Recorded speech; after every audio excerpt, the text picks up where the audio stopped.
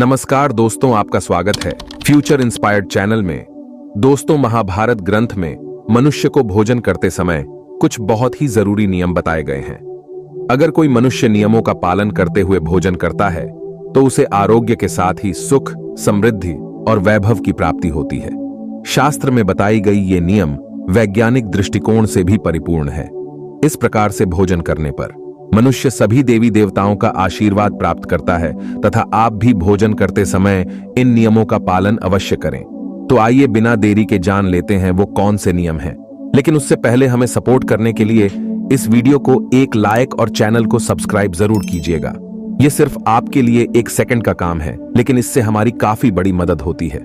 सबसे पहली बात, भोजन करने से पहले 5 अंग, 2 हाथ, 2 पैर और मुख, इनको अच्छी तरह से धोकर ही भोजन करना चाहिए। भोजन से पहले अन्न देवता एवं अन्नपूर्णा माता की स्तुति करके उनका धन्यवाद देते हुए तथा सभी भूखे प्राणियों को भोजन प्राप्त हो, ईश्वर से ऐसी प्रार्थना करके ही भोजन को शुरुआत करनी चाहिए। भोजन बनाने वाली महिलाओं को स्नान करके ही शुद्ध मन से मंत्र जाप करते हुए ही रसोई घर में भोजन बनाना चाहिए। सबसे पहले 3 रोटियां एक गाय के लिए, एक कुत्ते के लिए और एक कौवे के लिए अलग निकालकर फिर अग्निदेव को भोग लगाकर ही घर वालों को खिलाना चाहिए। भोजन किचन में बैठकर ही सभी के साथ करें। प्रयास यही करना चाहिए कि परिवार के सभी सदस्य के साथ मिल बैठकर ही भोजन किया जाए। नियम अनुसार अलग अलग भोजन करने से परिवार के सदस्य में प्रेम और एकता कायम नहीं हो पाती है। भोजन का समय प्रातः और सायंकाल ही भोजन का विधान है, क्योंकि पचन क्रिया की जठराग्नि सूर्य देव से 2 घंटे के बाद तक एवं सूर्यास्त से 2.5 घंटे पहले तक प्रबल रहती है। जो व्यक्ति सिर्फ एक समय भोजन करता है वो योगी है, और जो 2 समय भोजन करता है वो भोगी कहा गया है। तीसरी बात, भोजन की दिशा। भोजन पूर्व और उत्तर दिशा की ओर मुख्य करके ही करना चाहिए। दक्षिण दिशा की ओर किया गया भोजन प्रेत को प्राप्त होता है। पश्चिम दिशा की ओर किया हुआ भोजन खाने से रोग की वृद्धि होती है। चौथी बात, ऐसी अवस्था में भोजन ना करे शैया पर बैठकर, अर्थात बिस्तर पर बैठकर, अपने हाथों पर रखकर या टूटे फूटे बर्तनों में भोजन कभी करना नहीं चाहिए। मल मूत्र का वेग होने पर भी भोजन करना नहीं चाहिए।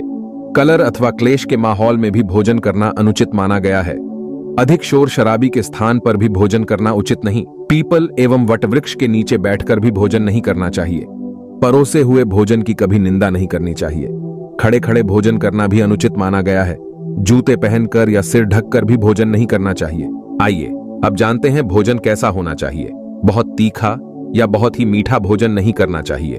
किसी के द्वारा छोड़ा हुआ भोजन भी कभी ग्रहण नहीं करना चाहिए। आधा खाया हुआ फल, मिठाइयां आदि फिर से नहीं खानी चाहिए।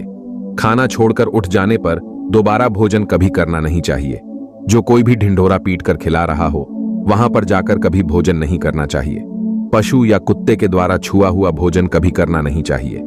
रजत वाला स्त्री के द्वारा परोसा गया भोजन भी करना अनुचित है। श्राद्ध का निकाला हुआ बासी या मुंह से फूंक मारकर ठंडा किया गया भोजन भी करना अनुचित है। बाल गिरा हुआ भोजन भी ना करे। अनंदर युक्त अवहेलना पूर्ण परोसा गया भोजन भी कभी ना करे। कंजूस के द्वारा वैश्या के हाथ का शराब बेचने वाले का दिया भोजन भी और ब्याज का धंधा करने वाले व्यक्ति का भोजन भी कभी करना नहीं चाहिए। छठी बात, भोजन करते समय ध्यान रखे भोजन के समय मौन रहे। रात्रि के समय भरपेट ना खाए। अगर भोजन करते समय बोलना आवश्यक है तो केवल सकारात्मक बातें ही करें। भोजन करते समय किसी भी प्रकार की समस्या पर चर्चा ना करें।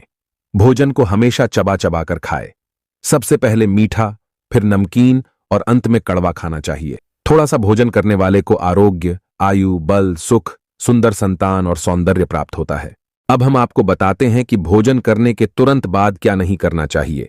भोजन के तुरंत बाद पानी या चाय नहीं पीना चाहिए। भोजन के पश्चात घुड़सवारी, दौड़ना, बैठना, शौच आदि प्रकार के कार्य नहीं करने चाहिए।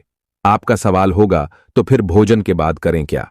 तो दिन में भोजन करने के पश्चात टहलना चाहिए और रात्रि के समय 100 कदम टहलकर बाईं करवट में लेटना अथवा आसन में बैठने से भोजन का पचन अच्छे से होता है।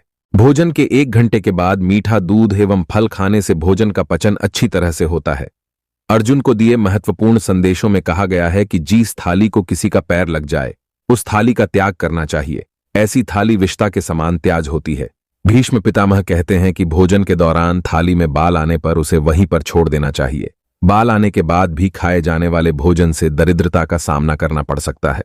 भोजन पूर्व जिस थाली को कोई लांग कर गया हो, ऐसे भोजन को भी कभी ग्रहण नहीं करना चाहिए। इसे कीचड़ के समान छोड़ देने वाला समझना चाहिए।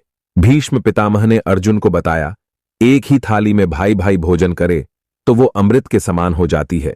ऐसे भोजन से धन, धान्य, स्वास्थ्य और लक्ष्मी की वृद्धि होती है। भीष्म पितामह के अनुसार पति पत्नी को एक ही थाली में भोजन करने को निषेध माना गया है। भीष्म पितामह के अनुसार एक ही थाली में पति पत्नी भोजन करते हैं तो ऐसी थाली मादक पदार्थों से भरी मानी जाने वाली होती है। पत्नी को पति के भोजन के ऊपर ही भोजन करना चाहिए। इससे घर में सुख समृद्धि बढ़ती है। तो दोस्तों, यह थी कुछ महत्वपूर्ण बातें जो महाभारत में बताई गई हैं। अगर आपको यह वीडियो पसंद आया है तो कमेंट में जय मां अन्नपूर्णा जरूर लिखें। साथ ही वीडियो को एक लाइक और चैनल को सब्सक्राइब जरूर करें। धन्यवाद।